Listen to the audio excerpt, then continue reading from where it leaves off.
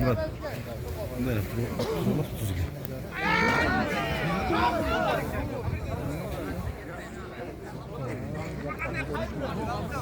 Yok, duyalım.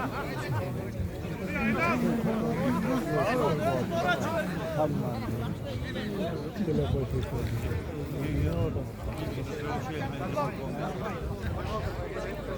Ha! Tiket turuyla groş var. Kilo koyar tuğu var. Kilo koyuyor. Buradan çaraz marka mı?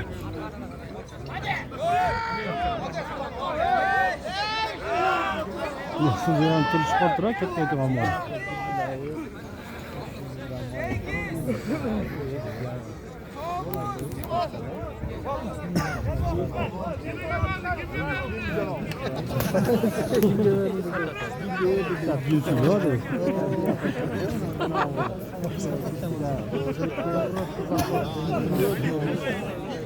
Vol.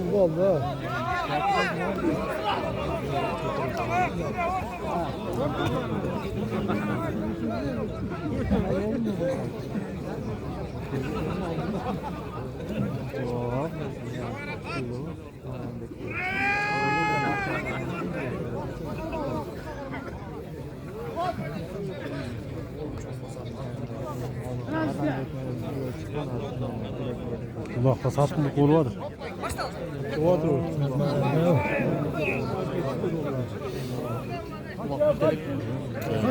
Yeni geldin abi. Yok.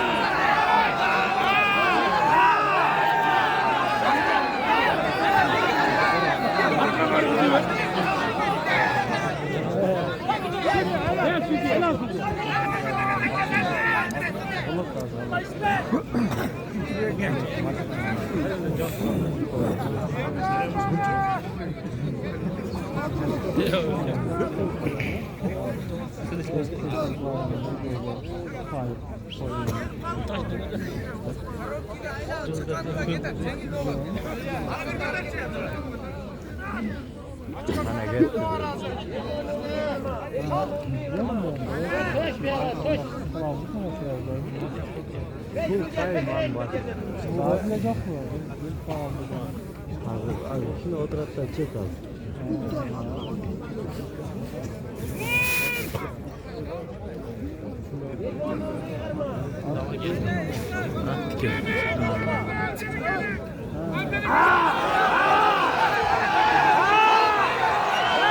Tak teker diyorum. Helal. Ne yapıyorsun? Ha, hoppa da kendine o şey yapıp koyuyorlar. Ya.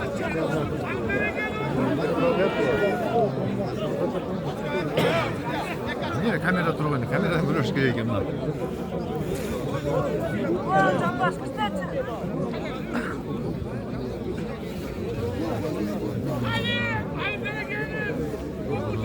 Bak şaman say böyle.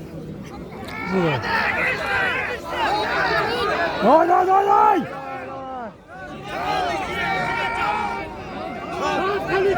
Ali işte bir daha başka. İşte Ali ya dur be.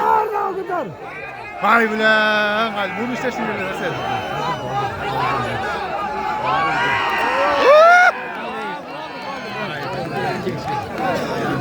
Yok menetten pıldı da bulayım.